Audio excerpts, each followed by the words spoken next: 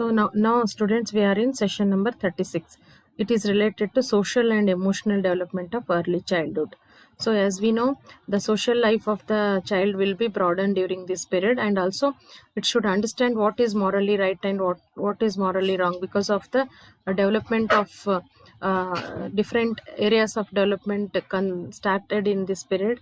So in this period, it is very important to understand how social and emotional development happens, and what are the factors which influence on the development of this social and emotional development during this early childhood.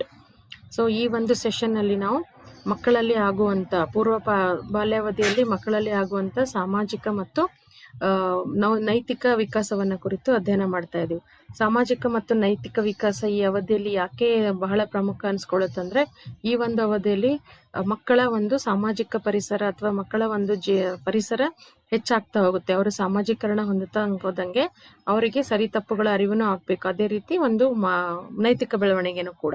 So ಹಾಗಾಗಿ ಮಕ್ಕಳು ಬರೀ ತಮ್ಮ ಒಂದು ಕುಟುಂಬದ ಅಲ್ದೇನೆ ಬೇರೆ ಹೊರಗಡೆ ಪ್ರಪಂಚಕ್ಕೆ ಬಂದಾಗ ಬೇರೆ ಬೇರೆ ವ್ಯಕ್ತಿಗಳ ಜೊತೆ ಯಾವ ರೀತಿ ವರ್ತನೆ ಇರಬೇಕು, ಮತ್ತೆ ನೈತಿಕವಾಗಿ ಯಾವುದು ಸರಿ ಯಾವುದು ತಪ್ಪು, ಅದನ್ನ ಯಾವ ರೀತಿ ಅವನ್ನ ವರ್ತನೆಯಲ್ಲಿ ತೊಡಗ್ಬೇಕು ಅನ್ನೋದು ಎಲ್ಲ ಅರ್ಥ ಮಾಡ್ಕೋಬೇಕಾದಾಗ ಈ ಒಂದು ಬೆಳವಣಿಗೆಯನ್ನು ಅಥವಾ ವಿಕಾಸವನ್ನು ತಿಳ್ಕೊಳ್ಳೋದು ಅವಶ್ಯಕತೆ ಆಗಿರುತ್ತೆ. ಸೊ ಹಾಗಾಗಿ ಈ ಮುಂದಿನ ಈ ಒಂದು ಸೆಷನ್ ಅಲ್ಲಿ ನಾವು ಯಾವ ರೀತಿ ಸಾಮಾಜಿಕ ಮತ್ತು ನೈತಿಕ ಬೆಳವಣಿಗೆ ಆಗುತ್ತೆ ಮಕ್ಕಳಲ್ಲಿ ಅನ್ನೋದನ್ನ. Social development in early childhood. Social development refers to the process by which child learns to interact with other around them.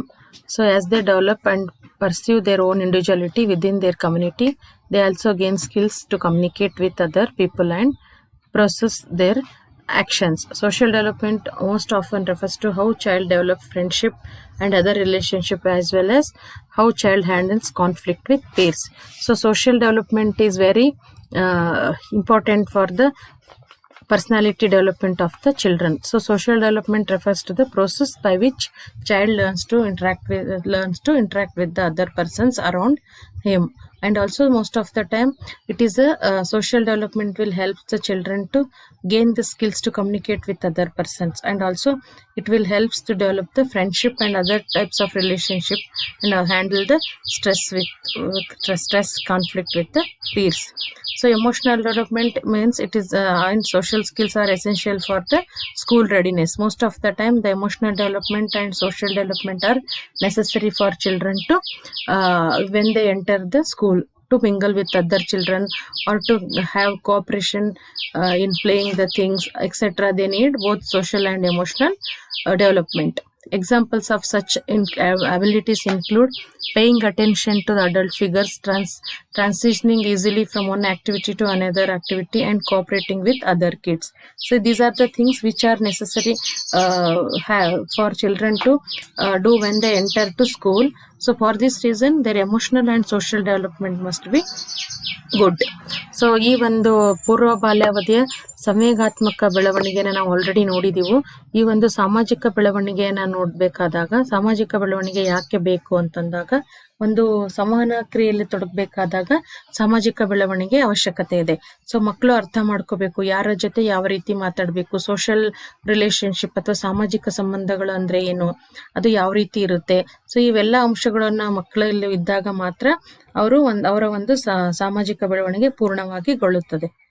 ಇಲ್ಲ ಅಂತಂದ್ರೆ ಮಕ್ಕಳು ಅವರು ಶಾಲೆಗೆ ಪ್ರವೇಶ ಪಡೆದಾಗ ಈ ಒಂದು ಸಾಮಾಜಿಕ ಬೆಳವಣಿಗೆ ಆಗಿಲ್ಲ ಅಂತಂದಾಗ ಇನ್ನೊಂದು ಮಗುವಿನ ಜೊತೆ ಯಾವುದೇ ಒಂದು ಚಟುವಟಿಕೆಗಳಲ್ಲಿ ಮಿಲನ ಆಗಕ್ಕಾಗಲ್ಲ, ಅಥವಾ ಚಟುವಟಿಕೆಗಳ ಮಾಡ್ಬೇಕಾದಾಗ ತೋರಿಸುವಂತ ಸಹಕಾರ ಆಗ್ಲಿ ಅಥವಾ ಇನ್ನೊಂದು ಸಹಾಯ ಮಾಡೋದಾಗ್ಲಿ, ಈ ಎಲ್ಲ ಲಕ್ಷಣಗಳು ಅಥವಾ ಗುಣಗಳು ಮಕ್ಕಳಲ್ಲಿ ಬಂದಿರಲ್ಲ. ಹಾಗಾಗಿ ಸಂವೇಗಾತ್ಮಕ ಮತ್ತು ಸಾಮಾಜಿಕ ಬೆಳವಣಿಗೆ ಒಂದು ಶಾಲೆಗೆ ಹೋಗೋಕ್ಕಿಂತ ಮೊದಲು ಮಕ್ಕಳಲ್ಲಿ ಹೋಗೋಕ್ಕೆ ಅಥವಾ ಶಾಲೆಯ ಜೀವನಕ್ಕೆ ಒಂದು ತಯಾರಿ ಇದ್ದಂತೆ ಅಂತ ಹೇಳ್ಬೋದು.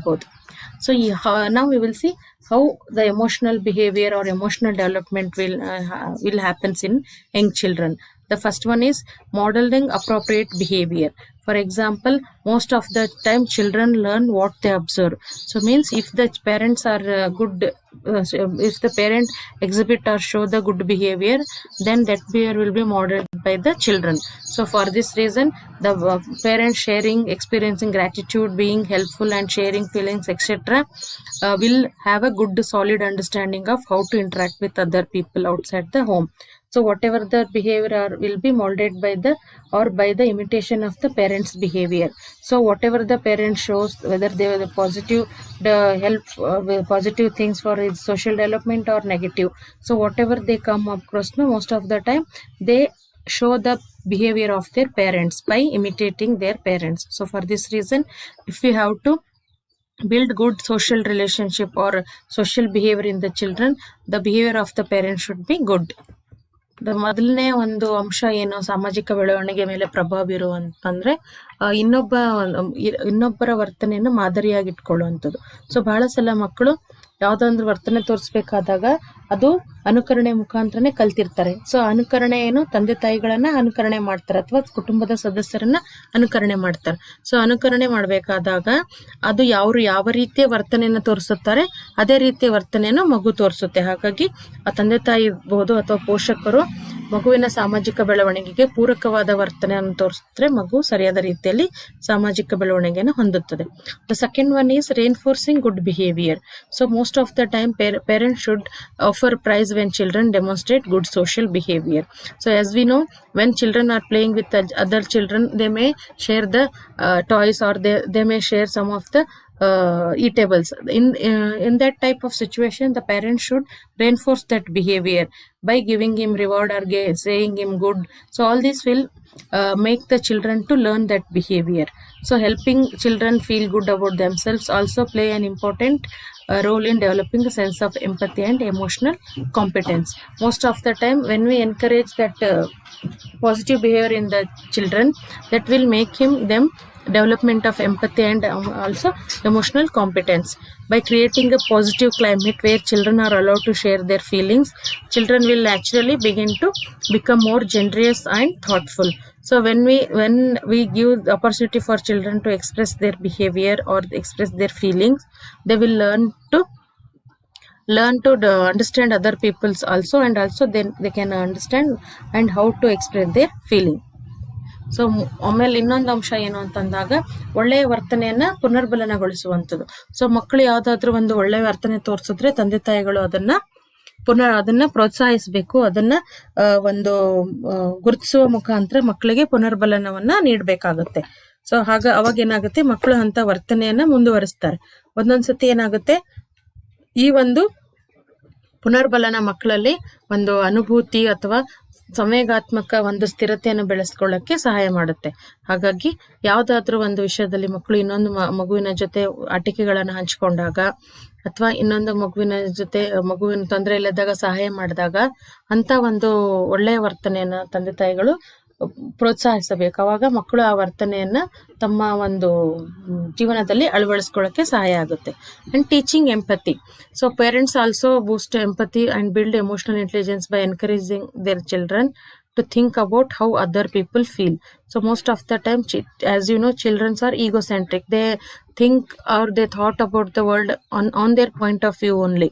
So in that time, the parents has to teach them empathy, means understanding others' feeling, emotions, and also understanding how the other persons feel and showing good emotions towards them. So by inquiring about child's own feeling, asking about events in child life, or by telling the story about how the other person or other individual is feeling, we can create empathy or we can teach empathy to children. So ಅನುಭೂತಿ ಬೆಳವಣಿಗೆ ಅಂತ ಹೇಳ್ತೀವಿ. So ಮಕ್ಕಳಲ್ಲಿ ಅನುಭೂತಿ ಯಾವ ರೀತಿ ಬೆಳೆಯುತ್ತೆ ಅಂದಾಗ, ತಂದೆ ತಾಯಿಗಳು ಮಕ್ಕಳಿಗೆ ಈ ಒಂದು ಸಂವೇಗಾತ್ಮಕ ಬುದ್ಧಿಶಕ್ತಿಯನ್ನು ಬೆಳೆಸಬೇಕಾಗುತ್ತೆ. ಅಂದ್ರೆ ಇತರರ ಒಂದು ಭಾವನೆಗಳನ್ನ ಅರ್ಥ ಮಾಡ್ಕೊಳ್ಳೋದು ಮತ್ತು ಅವರ ಭಾವನೆಗಳಿಗೆ ತಕ್ಕ ರೀತಿಯಲ್ಲಿ ಸ್ಪಂದನೆ ಮಾಡೋದು, ಇದೆಲ್ಲ ಮಕ್ಕಳಿಗೆ ಕಲಿಸ್ಬೇಕಾಗುತ್ತೆ. ಸೊ ಅವಾಗ ಏನಾಗುತ್ತೆ, ಮಕ್ಕಳಲ್ಲಿ ಇತರರ ನೋವನ್ನು ಅರ್ಥ ಮಾಡ್ಕೊಳ್ಳುವಂತ ಒಂದು ಸಾಮರ್ಥ್ಯ ಬೆಳೆಯುತ್ತೆ ಮತ್ತು ಇತರರ ಬಗ್ಗೆ ಅನುಕಂಪ ಬದಲು ಅನುಭೂತಿ ತೋರಿಸುವಂತ ಒಂದು ಕೌಶಲ್ಯವನ್ನ ಮಕ್ಕಳು ಕಲಿತಾರೆ. ಸೊ ಅದನ್ನ ಯಾವ ರೀತಿ ಅಂದ್ರೆ ಕತೆಗಳು ಹೇಳೋದ್ರ ಮುಖಾಂತರ ಇರ್ಬೋದು, ಅಥವಾ ಆ ಮಗುವಿಗೆ ಆದಂತ ಸನ್ನಿವೇಶ ನಿನಗಾದ್ರೆ ಹೇಗಿರುತ್ತೆ ಅಂತ ಪ್ರಶ್ನೆ ಮಾಡುವುದರ ಮುಖಾಂತರ ಇರ್ಬೋದು, ಕತೆಗಳ ಮುಖಾಂತರ ಒಂದು ಸನ್ನಿವೇಶವನ್ನ ವರ್ಣಿಸುವುದರ ಮುಖಾಂತರ ಮಕ್ಕಳಲ್ಲಿ ನಾವು ಅನುಭೂತಿಯನ್ನ ಕಲಿಸಬಹುದಾಗಿದೆ. Then teaching cooperation. Cooperation is one skill that benefits tremendously from direct experience. Giving children the opportunity to interact and play with other kids is one of the best way to teach them how to relate with others. So cooperation, the child when enter into the social world should be in cooperation with other children. So here the ability to cooperate will be beneficial for social interaction, and this will give opportunity for children to play with other children and to relate their feelings to the other children. So while toddler may find playing with peer frustrating at times, since kids often lack patience and ability to share, things will gradually begin to improve with age and experience. Most of the time in the early year of childhood, children are not able to understand the concept of cooperation, but later on when they grow up, they started to share the things, and also the thing will be ability of cooperation will be improved with age and experience. So ಒಂದು ಮಕ್ಕಳಲ್ಲಿ ಸಹಕಾರ ಬೆಳೆಸೋದು ಅಥವಾ ಸಹಕಾರ ಯಾವ ರೀತಿ ಕೊಡಬೇಕು ಅನ್ನೋದನ್ನ ಕಲಿಸುವಂಥದ್ದು ಸಹ ಒಂದು ಸಾಮಾಜಿಕ ಬೆಳವಣಿಗೆ ಭಾಗವಾಗಿದೆ. ಯಾಕೆ ಅಂತಂದಾಗ ಮಕ್ಕಳು ಯಾವುದೇ ಒಂದು ಕೆಲಸ ಮಾಡಬೇಕಾದಾಗ ಒಬ್ಬರಿಂದ ಒಬ್ರು ಸಹಕಾರ ಪಡಿಲೇಬೇಕಾಗಿರುತ್ತೆ. ಸೊ ಆ ಒಂದು ಚಟುವಟಿಕೆನ ಮಕ್ಕಳಿಗೆ ನಾವು ಹೇಳ್ಕೊಡ್ಬೇಕಾಗುತ್ತೆ. ಅಂದ್ರೆ ಆಟಿಕೆಗಳನ್ನ ಹಂಚ್ಕೊಳ್ಳೋದಿರ್ಬೋದು, ಅಥವಾ ಇನ್ನೊಂದು ಮಗುವಿಗೆ ಯಾವ್ದಾದ್ರು ಒಂದು ವಿಷಯಗಳ ಬಗ್ಗೆ ತಿಳಿಸೋದಿರ್ಬೋದು. ಅಂದ್ರೆ ಒಬ್ಬ ಮಗುವಿಗೆ ಇನ್ನೊಂದು ಮಗು ಸಹಾಯ ಮಾಡೋದು ಅಥವಾ ಒಂದು ಚಟುವಟಿಕೆಗಳಲ್ಲಿ ಭಾಗಿ ಮಾಡ್ಕೊಳ್ಳೋದಿರ್ಬೋದು. ಸೊ ಇಂಥವೆಲ್ಲ ವಿಷಯಗಳು ಮಕ್ಕಳ ಜೊತೆ ನಾವು ಕಲಿಸಿದಾಗ ಮಾತ್ರ ಏನಾಗುತ್ತೆ, ಅವರಿಗೆ ಸಹಾಯ ಅಂದ್ರೆ ಏನು ಅಥವಾ ಸಹಕಾರ ಅಂದ್ರೆ ಏನು, ಅದು ಹೇಗೆ ರೂಪುಗೊಳ್ಳುತ್ತೆ ಅನ್ನೋದು ಗೊತ್ತಾಗುತ್ತೆ. ಈ ತರ ಒಂದು ಮಕ್ಕಳು ಸಹಕಾರದಿಂದ ಇದ್ದಾಗ ಏನಾಗುತ್ತೆ, ಅವರಿಗೆ ಒಂದು ಸಾಮಾಜಿಕ ಚಟುವಟಿಕೆಗಳಲ್ಲಿ ತೊಡಗಲು ಅಥವಾ ಸಾಮಾಜಿಕ ಚಟುವಟಿಕೆಗಳನ್ನು ಕೈಗೊಳ್ಳಲು ಸಹಾಯ ಆಗುತ್ತೆ. Now we will see what are the different social behavior patterns of childhood. The first one is imitation. Most of the time children learn to imitate attitudes and behavior of the person whom they admire, and most of the time they started to imitate the person whom they like. Most of the time they will imitate the family members, and sometimes the friends, or if they are going to play home, then sometimes they may start to learn the imitation of their teachers. Then rivalry, the desire to excel or outdo others is apparent as early as 4th year. It begins at home and later develops in play with other children outside the home. The rivalry will be started to develop around the age of 4 years. When there is other siblings, the sibling rivalry will be common. So but when they enter to the school, this rivalry develop into the other children in playing the things or sharing the things, etc. Then cooperation.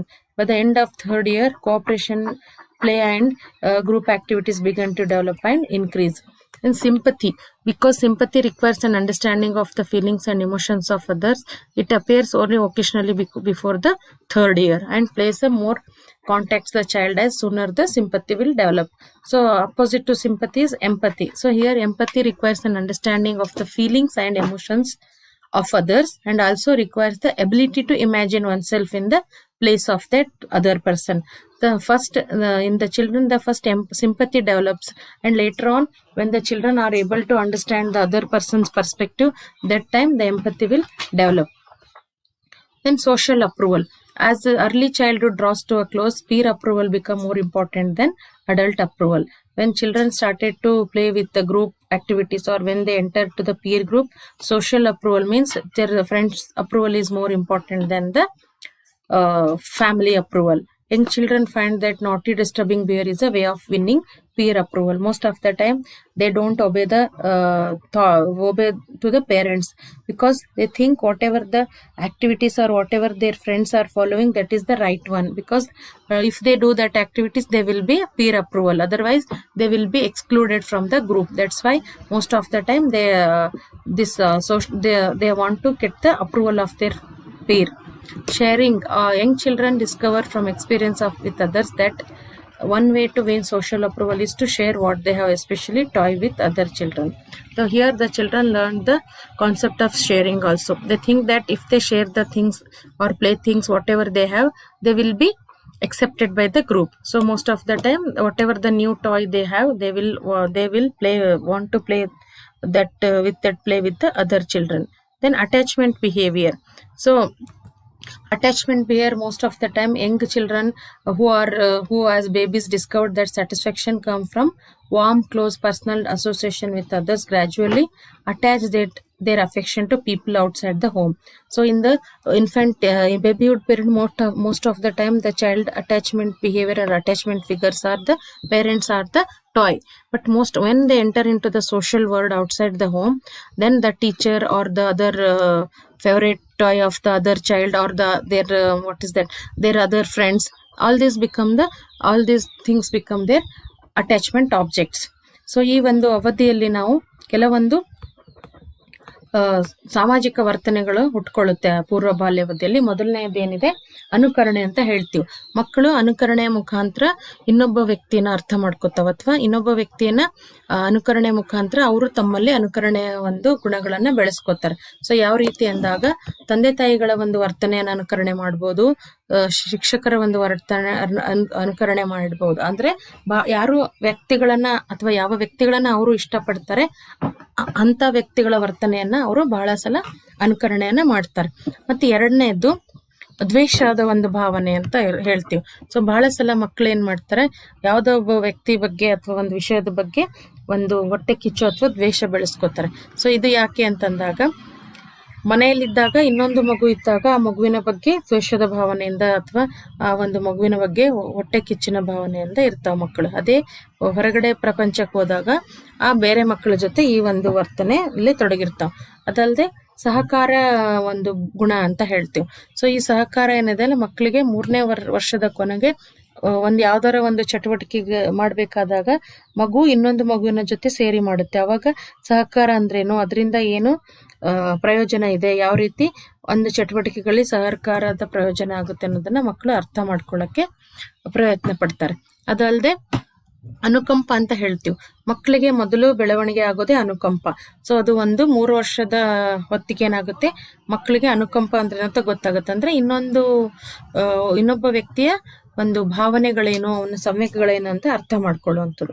ಇದು ಬೆಳವಣಿಗೆ ಆದ್ಮೇಲೆ ಮುಂದೆ ಮಕ್ಕಳಿಗೆ ನಾವು ಅನುಭೂತಿಯ ಬೆಳವಣಿಗೆಯನ್ನ ನೋಡ್ತೀವಿ.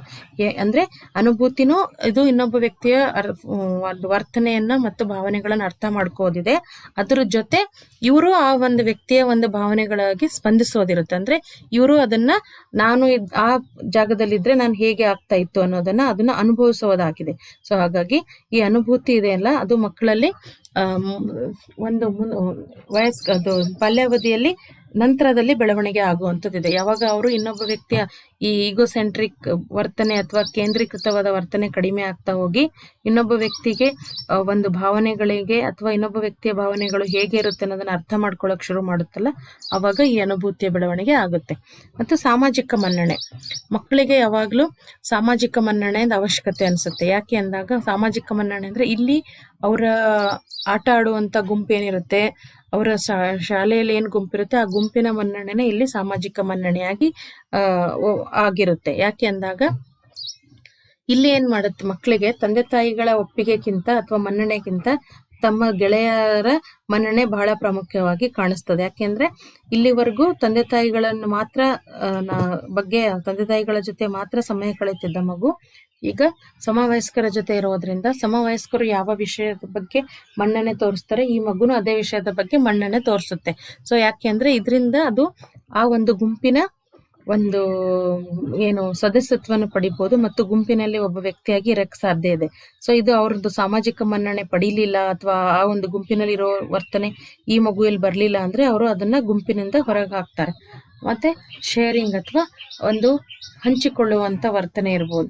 So ಈ ಅವಧಿಯಲ್ಲಿ ಮಕ್ಕಳು ತಮ್ಮಲ್ಲಿರುವಂತ ಎಲ್ಲಾ ಒಂದು ವಸ್ತುಗಳನ್ನ, ಆಟಿಕೆ ಇರ್ಬೋದು ಅಥವಾ ಏನಾದ್ರೂ ಒಂದು ಜೊತೆ ಸೇರಿ ಮಾಡುವಂತ ಚಟುವಟಿಕೆಗಳು, ಅದ್ರಲ್ಲಿ ಏನ್ ಮಾಡ್ತಾ ಒಂದು ಮಗು ಇನ್ನೊಂದು ಮಗುವಿಗೆ ಒಂದು ವಸ್ತುಗಳನ್ನ ಹಂಚಿಕೊಳ್ಳುವಂತ ಒಂದು ಗುಣನ ಕಲಿತಾವ. ಅದಲ್ಲದೆ ಈ ಒಂದು ಇದರಲ್ಲಿ ಮಕ್ಕಳಿಗೆ ಒಂದು ಅಟ್ಯಾಚ್ಮೆಂಟ್ ಬಿಹೇವಿಯರ್ ಜಾಸ್ತಿ ಆಗಿರುತ್ತೆ. ಅಂದರೆ ಯಾವುದಾದ್ರೂ ಒಂದು ವ್ಯಕ್ತಿನ ಬಹಳ ಮಟ್ಟಿಗೆ ಹಚ್ಚಿಕೊಳ್ಳುವಂಥದ್ದು.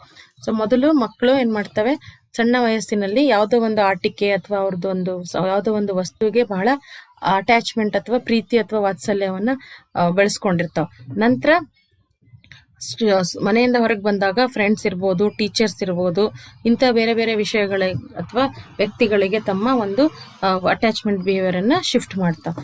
ಸೊ ಇದಿಷ್ಟು ಏನಿದೆ ಈ ಒಂದು ಬಾಲ್ಯಾವಧಿಯಲ್ಲಿ ಕಂಡುಬರುವಂತಹ ಒಂದಿಷ್ಟು ಕೆಲವು ಸಂವೇಗಗಳ ಬೆಳವಣಿಗೆ ಯಾವ ಕ್ಷೇತ್ರದಲ್ಲಿ ಬೆಳವಣಿಗೆ ಆಗುತ್ತೆ ಅನ್ನೋ ನೋಡಿದೀವೋ. ಇನ್ನು ಮುಂದೆ ನಾವು ಮಾರಲ್ ಡೆವಲಪ್ಮೆಂಟ್ ಅಥವಾ ನೈತಿಕ ಬೆಳವಣಿಗೆ ಯಾವ ರೀತಿ ಇರುತ್ತೆ ಒಂದು ಪೂರ್ವ ಬಾಲ್ಯಾವಧಿಯಲ್ಲಿ ಅಂತ ನೋಡೋಣ. Moral development, now we will see the moral development in early childhood. So moral development in early childhood is on a low level. The reason for this is the children's intellectual development is not yet reached to the point where they can learn or apply abstract principles of right and wrong. In this early childhood age, most of the intellectual development is not at reached the point, and the children are not able to understand between right and wrong, and their conscience is not developed fully. So these are the reason. Because of that, the moral development is very on a low level. So because of their inability to comprehend the moral standards, young children must learn moral behavior in a specific situations. So according to Piaget, there is moral development is called as a morality by constraint, or characterized by a morality of constraint. Means in this stage, children obey the rules automatically without having or using the reason or judgment. So whatever the moral principles parents or teachers told them to obey, they will obey without asking the questions or without making any reason behind or the judgment about that rules. This is why it is called, this period is called as a morality by constraint. They also judge all act as right and wrong in terms of their consequences rather than in terms of their motivation behind them. So whatever the things happening in their life, they will judge all this in terms of right and wrong, not because of in terms of motivation behind them. So in this ಈ ಒಂದು ಅವಧಿಯಲ್ಲಿ ಒಂದಿಷ್ಟು ನೈತಿಕ ಬೆಳವಣಿಗೆಗಳು ಆಗುತ್ತೆ. So ನೈತಿಕ ಬೆಳವಣಿಗೆ ಅಷ್ಟೊಂದೇನು ಈ ಅವಧಿಯಲ್ಲಿ ಪೂರ್ಣಗೊಂಡಿರಲ್ಲ. ಯಾಕೆ ಅಂದ್ರೆ ಮಕ್ಕಳ ಬೌದ್ಧಿಕ ವಿಕಾಸ ಇನ್ನೂ ಪೂರ್ತಿ ಆಗದೆ ಇರೋದ್ರಿಂದ ನೈತಿಕ ಬೆಳವಣಿಗೆಗೆ ಮಕ್ಕಳಿಗೆ ಸರಿ ತಪ್ಪುಗಳ ಅರಿವಿರ್ಬೇಕಾಗುತ್ತೆ, ಆತ್ಮ ಪ್ರಜ್ಞೆಯ ಬೆಳವಣಿಗೆ ಆಗಿರ್ಬೇಕಾಗುತ್ತೆ, ಮತ್ತೆ ಯಾವ ವಿಷಯದಿಂದ ಏನಾಗ್ಬಹುದು ಅದರದ್ದು ಒಂದು ಏನಂತೀರ ಕಾರ್ಯಕಾರಣ ಸಂಬಂಧ ಗೊತ್ತಿದ್ದಾಗ ಮಾತ್ರ ಮಕ್ಕಳಲ್ಲಿ ಈ ಮೊರಾಲಿಟಿ ಅಥವಾ ನೈತಿಕ ಬೆಳವಣಿಗೆ ಆಗುತ್ತೆ. ಸೊ ಅದಕ್ಕೇನೆ ಪಿಯಾಜೆ ಅವರ ಪ್ರಕಾರ ಈ ಅವಧಿಯಲ್ಲಿ ಇನ್ನೂ ಅಷ್ಟೊಂದು ನೈತಿಕ ಬೆಳವಣಿಗೆ ಮಾಡಕ್ಕಾಗಲ್ಲ. ಯಾಕೆ ಅಂದಾಗ ಈ ಮಕ್ಕಳು ಇಲ್ಲಿ ಯಾವ್ದಾದ್ರು ಒಂದು ಯಾವ್ದಾದ್ರು ಒಂದು ನಿಯಮವನ್ನ ಪಾಲಿಸ್ಬೇಕಂದಾಗ ಅವು ಬರೀ ನಿಯಮವನ್ನ ಪಾಲಿಸುತ್ತೆ. ಆ ನಿಯಮ ಯಾಕೆ ಮಾಡಿದ್ದಾರೆ, ಅದಕ್ಕೆ ಕಾರಣ ಏನು, ಆ ನಿಯಮದ ಅರ್ಥ ಏನು, ಇವೆಲ್ಲ ಮಕ್ಕಳು ತಿಳ್ಕೊಳ್ಳುವಷ್ಟು ಬೌದ್ಧಿಕ ಮಟ್ಟ ಬೆಳವಣಿಗೆ ಆಗಿರಲ್ಲ. ಸೊ ಹಾಗಾಗಿ ಈ ಅವಧಿಯಲ್ಲಿ ಮಾರಲ್ ಡೆವಲಪ್ಮೆಂಟ್ ಅಥವಾ ನೈತಿಕ ಬೆಳವಣಿಗೆ ಕಂಪ್ಲೀಟ್ ಆಗಿಲ್ಲ ಅಂತ ಹೇಳ್ಬೋದು. ಸೊ ನಾವು will see what are the different types of discipline used in early childhood. So we know that discipline is necessary for the teaching some moral behavior for the children. So why we need the discipline means to teach some appropriate behavior which are suitable in the present situation or in the present society. So for this we use a discipline. Discipline means it is a way of behavior, or it is the rules given by children to obey or the follow according to the given rules and regulations. So in that season there are 3 types of discipline usually used by the parents. And one is authoritarian discipline. This is the traditional form of discipline, and in this discipline parents and caretakers establish rules and inform children that they expected to follow them. So no attempt is made to explain to the children why they must conform, nor are children given opportunity to express their opinions about their fairness or unreasonableness of the rules. In this authoritarian discipline, this is the one of the oldest form of discipline used in most of the time. So in this, parents or the caretakers or the teachers make some rules, and the children has to inform to obey those rules without expecting anything. So most of the time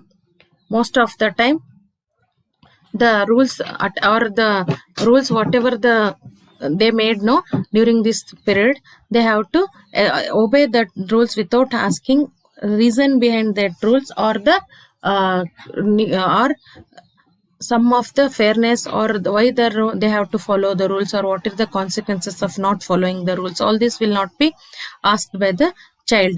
Whatever the parents has tell them to do, they have to follow those rules. If they break the rules, that it will be taken into consideration without asking why they have to break the rules. Means they have to follow without asking questions and without telling any reason for breaking that rule.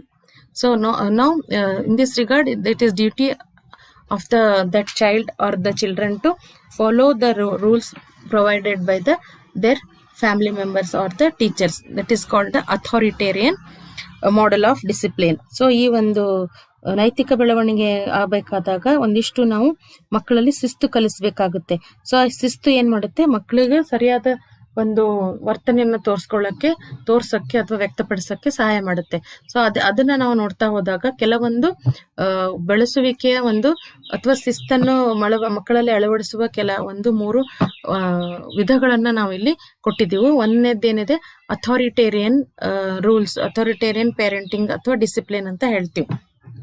So ಇಲ್ಲೇನಾಗುತ್ತೆ, ಇಲ್ಲಿ ಅಧಿಕಾರಯುತ ಒಂದು ಶಿಸ್ತು ಪಾಲನೆ ಮಾಡುವಂತ ಒಂದು ಪದ್ಧತಿ ಅಂತ ಹೇಳ್ತೀವಿ. ಅಧಿಕಾರಯುತ ಅಂದ್ರೆ ಇಲ್ಲಿ ಮಕ್ಕಳಿಗೆ ಯಾವುದೇ ರೀತಿಯ ಒಂದು ವಿಷಯದ ಬಗ್ಗೆ ಅವರಿಗೆ ಒಂದು ಫ್ರೀಡಮ್ ಅಥವಾ ಸ್ವಾತಂತ್ರ್ಯ ಇರಲ್ಲ. ಅಂದ್ರೆ ತಂದೆ ತಾಯಿಗಳು ಏನ್ ಮಾಡ್ತಾರೆ, ಈ ವಿಧದಲ್ಲಿ ಅವರಿಗೆ ಏನೋ ರೂಲ್ಸ್ ರೆಗ್ಯುಲೇಷನ್ಸ್, ಕಾನೂನುಗಳು ಅಥವಾ ಏನು ರೀತಿ ನೀತಿಗಳು ನಿಯಮಗಳು ಮಾಡ್ಬೇಕಾಗಿರುತ್ತಲ್ಲ ಅವೆಲ್ಲಾನು ಮಾಡ್ತಾರೆ. ಅದನ್ನ ಮಕ್ಕಳು ಪಾಲಿಸ್ಬೇಕು. ಯಾವುದೇ ರೀತಿಯ ಪ್ರಶ್ನೆಗಳು ಕೇಳಂಗಿಲ್ಲ. ಅಂದ್ರೆ ಯಾಕೆ ಅವ್ರು ಮಾಡಿರುವಂತ ರೂಲ್ಸ್ ಅನ್ನ ಫಾಲೋ ಮಾಡ್ಬೇಕು, ಅದರಿಂದ ಏನಾಗುತ್ತೆ, ಅಥವಾ ಮಕ್ಕಳು ಆ ರೂಲ್ಸ್ ಅನ್ನ ಅಥವಾ ಒಂದು ನಿಯಮಗಳನ್ನ ಪಾಲಿಸದೇ ಇದ್ರೆ ಏನು ಸಮಸ್ಯೆ ಆಗುತ್ತೆ ಅಂತರ ರಿಲೇಟೆಡ್ ಟು ದಟ್, ಅಥವಾ ಅದರಿಂದ ಮಕ್ಕಳಿಗೆ ಏನು ಉಪಯೋಗ ಇದೆ, ಈ ರೀತಿ ಯಾವ ಪ್ರಶ್ನೆನೂ ಮಕ್ಕಳು ಕೇಳಂಗಿಲ್ಲ. ತಂದೆ ತಾಯಿಗಳು ಏನು ನಿಯಮಗಳನ್ನು ರೂಪಿಸ್ತಾರೆ ಅದನ್ನ ಅವರು ಪಾಲಿಸಲೇಬೇಕಾಗುತ್ತೆ. ಸೊ ಅದನ್ನ ನಾವೇನಂತ ಕರಿತೀವಿ, ಅಧಿಕಾರಯುತ ಒಂದು ಶಿಸ್ತಿನ ಕ್ರಮ ಅಥವಾ ಬೆಳೆಸುವಿಕೆ ರೀತಿ ಅಂತ ಹೇಳ್ತೀವಿ. The second one is permissive discipline. So in this discipline it is a revolt against authoritarian discipline. Means it is opposite to the authoritarian discipline. Most of the time here children would learn from the consequences of their act how to behave in a socially approved way. So here there is no disciplinary technique will be imposed on the children. They only have to learn if they have to follow the rules and regulations, what will happen. If they don't follow, what will happen, because based on the consequences of their act they only behave in a socially approved way. Means here parents were not given any rules for the children to follow. So consequently they were not taught rules. They were not punished for willful breaking of rules, nor were they rewarded for behaving in a social approved way. Here the children has to take the responsibility of their social discipline, because parents do not interfere with their any action. So if the action gives them good reward, then they have to follow that action. If that it doesn't, they have to leave that action. It is depending upon the children or the child to follow which type of rules it wants. That is called a permissive discipline. Then third one is democratic discipline. So there is a growing tendency to favor discipline based on the democratic principles. So this is here the emphasis of the rights of the child to know why rules are made and to have opportunity to express their opinions if they believe the rule is unfair. So here parents make the rules, but they will give the chance for the children to understand the rules, and if they think it is unfair, that rule is unfair, they may have the right to ask the questions about that, or they have the right to express their opinions regarding this rule. But this is not in case of democratic parenting style. This is not in the authoritarian parenting style. Here they can ask any type of questions regarding that rules, and also they can ask if was consequences or reason behind the rules. And blind obedience is not expected when children are very young. Here the blind obedience means without the knowledge of children, the parents would not do any rules. So attempts are made to have children understand the meaning of the rules, and the reason the social group expect them to abide by them. So here parents will understand the children why they made rule, and what if they are not followed the rules, what the consequences will happen to them if they don't follow the rules, or what will happen if they follow the rules. All this will be explained to the children. So instead of corporal punishment in democratic discipline, an attempt is made to make punishment fit the crime, in the sense that the punishment is related to the misdeed. Here the punishment is also given if they violate the rules, but it is related to the action of the child, not to the not to the related to the whole behavior of the child, only the action which needs corrected. Punishment is given only to that. Then appreciation for attempts to confirm social expectation are spelled out in rules shown by reward, mainly in form of praise and social recognition. So in this democratic form of discipline, if the children follow the rules given by parents, then they will be rewarded, or they will be given praise or social recognition for following the rules. So ಈ ಒಂದು ಮೂರನೇ ಒಂದು ಶಿಸ್ತಿನ ಒಂದು ಪದ್ಧತಿ ಯಾವುದು ಅಂತಂದ್ರೆ ಪ್ರಜಾಪ್ರಭುತ್ವದ ಶಿಸ್ತಿನ ಕ್ರಮ ಅಂತ ಹೇಳ್ತೀವಿ. ಅಂದ್ರೆ ಇಲ್ಲಿ ಮಕ್ಕಳಿಗೆ ಎಲ್ಲಾ ರೀತಿಯ ಒಂದು ಅವಕಾಶಗಳನ್ನ ನೀಡಿರ್ತಾರೆ. ಅಂದ್ರೆ ತಂದೆ ತಾಯಿಗಳು ಮಾಡಿರುವಂತ ಒಂದಿಷ್ಟು ನಿಯಮಗಳು, ರೀತಿ ನೀತಿಗಳು ಇರುತ್ತಲ್ಲ, ಅದನ್ನ ಮಕ್ಕಳು ಯಾಕೆ ಪಾಲಿಸ್ಬೇಕು, ರೀತಿ ನೀತಿ ಅಥವಾ ನಿಯಮಗಳಿಗೆ ಏನು ಕಾರಣ, ಯಾದಕ್ಕೋಸ್ಕರ ಅದನ್ನ ಮಾಡಿದ್ದಾರೆ, ಅದನ್ನ ಪಾಲಿಸೋದ್ರಿಂದ ಮಕ್ಕಳಿಗೆ ಏನಾಗುತ್ತೆ. ಸೊ ಇಂತ ಎಲ್ಲಾ ವಿಷಯಗಳ ಬಗ್ಗೆ ಅವ್ರಿಗೆ ಮಕ್ಕಳಿಗೆ ಅರ್ಥ ಮಾಡಿಸಿ ಅವರು ಒಂದು ರೂಲ್ಸ್ ರೆಗ್ಯುಲೇಷನ್ಸ್ ಅನ್ನ ಹೇಳ್ತಾರೆ. ಅದೇ ರೀತಿ ಮಕ್ಕಳು ಅದನ್ನ ಕಣ್ಣು ಮುಚ್ಚಿ ನಂಬುವ ಅವಶ್ಯಕತೆ ಇಲ್ಲ. ಅವ್ರಿಗೆ ಏನಾದ್ರೂ ಅದರಲ್ಲಿ ತೊಂದರೆ ಅನಿಸ್ತು, ಅಥವಾ ಆ ಒಂದು ಮಾಡಿರುವಂತಹ ನಿಯಮ ಅವರಿಗೆ ಸೂಕ್ತ ಅನಿಸ್ಲಿಲ್ಲ, ಅಥವಾ ಅದು ಪಕ್ಷಪಾತವಾಗಿಲ್ಲ ಅಂತ ಅನಿಸಿದಾಗ ಅವರು ಅದ್ರ ಬಗ್ಗೆ ಪ್ರಶ್ನೆಗಳ ಕೇಳಬಹುದು, ಅಥವಾ ಅದನ್ನ ಬದಲಾಯಿಸಲು ಅವರ ಒಂದು ಅಭಿಪ್ರಾಯವನ್ನು ಸಹ ಅವರು ಹೇಳ್ಬೋದು. ಸೊ ಹಾಗಾಗಿ ಈ ಒಂದು ರೀತಿಯ ಶಿಸ್ತು ಕ್ರಮ ಏನಿದೆಯಲ್ಲ, ಅದು ಬಹಳ ಸಹಾಯಕಾರಿಯಾಗಿದೆ. ಸೊ ಈ ಒಂದು ಶಿಸ್ತು ಕ್ರಮ ರೀತಿಯ ಪ್ರಜಾಪ್ರಭುತ್ವ ಶಿಸ್ತುದ ಶೈಲಿಯಲ್ಲಿ ಮಕ್ಕಳೇನಾದ್ರೂ ಒಳ್ಳೆ ವರ್ತನೆ ತೋರಿಸಿದ್ರೆ ಅದಕ್ಕೆ ಬೇಕಾದಂತ ಬಹುಮಾನನೂ ಸಹ ಕೊಡಲಾಗುತ್ತೆ, ಅಥವಾ ಅದಕ್ಕೆ ಇನ್ನೊಂದು ಸತಿ ಆ ತರ ವರ್ತನೆಗಳು ಬಂದಾಗ ಮಕ್ಕಳಿಗೆ ಒಂದು ಸಾಮಾಜಿಕ ಮನ್ನಣೆ ಕೊಡೋದಿರ್ಬೋದು, ಹೊಗಳೋದಿರ್ಬೋದು, ಅಥವಾ ಯಾವ್ದಾದ್ರು ಒಂದು ಬಹುಮಾನ ಕೊಡೋದ್ ಮುಖಾಂತರ ಆ ವರ್ತನೆಯನ್ನ ಮಕ್ಕಳಲ್ಲಿ ಮುಂದೆ ಶಾಶ್ವತವಾಗಿರೋ ರೀತಿಯಲ್ಲಿ ನೋಡ್ಕೊತಾರೆ. ಸೊ ಹಾಗಾಗಿ ಈ ಮೂರು ರೀತಿಯ ಒಂದು ಶಿಸ್ತು ಕ್ರಮದಲ್ಲಿ ಒಂದೊಂದು ಅದರದೇ ಆದಂತಹ ಶಿಸ್ತು ಕ್ರಮ ಒಂದು ಪದ್ಧತಿಗಳನ್ನ ಹೊಂದಿದೆ. ಅದನ್ನ ತಂದೆ ತಾಯಿಗಳು ತಮ್ಮ ಮಕ್ಕಳಿಗೆ ಯಾವ ಶಿಸ್ತು ಕ್ರಮ ಬೇಕೋ ಅದನ್ನ ಉಪಯೋಗಿಸ್ತಾರೆ. ಬಹಳಷ್ಟು ಪರಿಣಾಮಕಾರಿಯಾದದ್ದಂದ್ರೆ ಈ ಒಂದು ಪ್ರಜಾಪ್ರಭುತ್ವ ಶೈಲಿಯ ಶಿಸ್ತು ಕ್ರಮ ಅಂತ ಹೇಳ್ಬೋದು.